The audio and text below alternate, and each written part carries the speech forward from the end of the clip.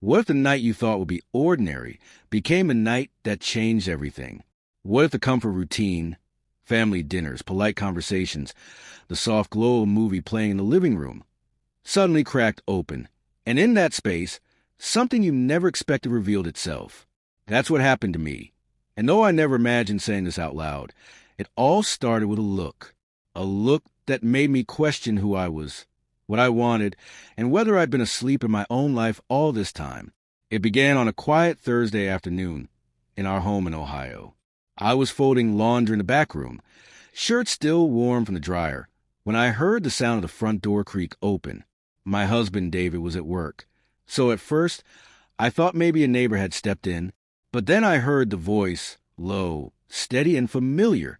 "I'm right here," it called, almost as if it had been waiting for me to notice. It was Jake, my stepson.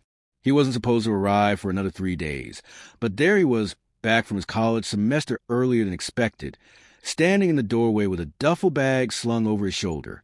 Sunlight spilled through the window and caught his face just so, revealing skin bronze from somewhere far away, hair longer than the last time I'd seen him, and a quiet confidence that startled me. He looked taller, older, different. When he smiled at me, it wasn't the awkward grin of a boy I once knew. It was slower, more assured, like it belonged to someone who had discovered something about himself while he was away. And when his eyes lingered on me, it wasn't casual. It wasn't rushed. It was searching, as though he wasn't really looking at the kitchen or the house he grew up in, but at me. I caught myself smoothing my hair and muttering the only words I could manage. "You're early." He laughed softly, and that sound stayed in the room longer than it should have, making my skin prickle in a way I couldn't quite explain. That evening, David grilled steaks on the patio like he always did, humming over the hiss of the flames while Jake and I sat at the table. The conversation was ordinary enough. Classes, future plans, the breakup Jake had just gone through. David asked about it in his usual roundabout way, and Jake only shrugged, avoiding details. But I couldn't help myself. I studied him quietly. I wondered about the kind of girl he had been with. Was she completely different from me, or strangely similar? Did she laugh the way I did, with the kind of perfume that clung faintly to my clothes? After dinner, once the dishes were washed and goodnights were said, I passed by Jake's room. His door was slightly open, light spilling out. He was standing there shirtless, stretching his shoulders like a swimmer about to dive. His spine flexed as he moved, muscles shifting under his skin with a kind of unstudied grace. I looked away quickly, ashamed at the flutter in my chest. It wasn't excitement, not exactly. It was more like waking up after a long sleep and realizing you've been numb without knowing it. The truth is, my marriage to David isn't terrible. There's no shouting, no betrayal. We hold hands at dinner. We text updates during the day. We sleep in the same bed. From the outside, we look fine. But that's the problem. Fine has a way of slowly eroding you. Fine is no fire. Fine doesn't make you feel alive. Somewhere along the years, we lost the spark. The touches became routine. The affection became practical. We were partners, yes, but the kind of partners who talk about schedules, not desires. And then Jay came home, and suddenly I caught myself noticing things I hadn't in years. The way a camisole looked in the daylight, the way lipstick too red for morning coffee suddenly didn't feel so out of place, the way standing in the kitchen felt different when I knew his footsteps might come up behind me. The next morning, I wore a silk strap top I'd never worn in front of him before. I told myself it was nothing, just comfort. But when I passed him in the hallway and he paused, his eyes flicking to the strap, slipping off my shoulder before meeting mine again, I felt something ripple through me. He didn't say a word, but he didn't have to. That silence spoke louder than any comment could. Later, in the kitchen, I found myself standing too long at the coffee maker.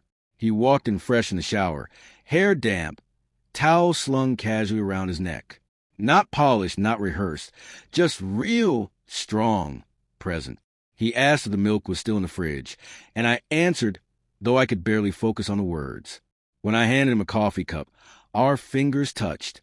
Just a second. Too long for coincidence. Too short to admit it meant something. But the heat of it stayed with me the rest of the day. I told myself I was imagining things, that I was being foolish, that this was just me longing for something I'd lost long ago. But the tension between us grew like a current beneath the surface. It wasn't about flirtation or games. It was about being seen, being awakened.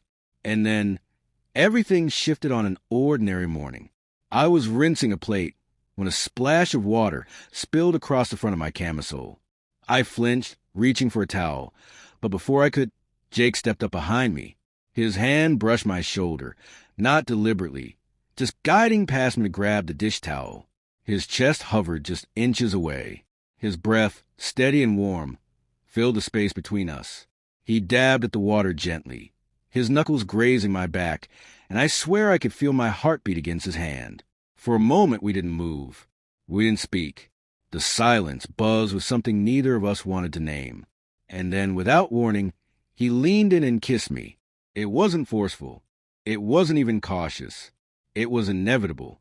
The kind of kiss that had been circling the air, waiting for its chance to land. I should have pulled away. I should have stopped it. But I didn't. My body betrayed me. Or maybe it saved me. For 5 seconds, maybe 10, I let myself feel something I hadn't felt in years. Warmth, aliveness, a spark that reminded me I was still human, still capable of wanting. When I finally pulled back, my knees were shaking. He didn't apologize. He didn't even explain. He just picked up his coffee and left the room, leaving me clutching the towel against my chest, my lips tingling with the memory of what had just happened. The rest of the day blurred into routine, but I wasn't the same. I couldn't be. Dinner was tasteless. My husband's jokes bounced off me without sinking in. That night in bed, when David touched me, I couldn't feel it. Not because I didn't care, but because something inside me had shifted and nothing could undo it. The kiss was small, fleeting, forbidden, but it carried the weight of a storm. And beneath all my guilt and uncertainty, there was one terrifying truth I couldn't escape. I wanted it to happen again.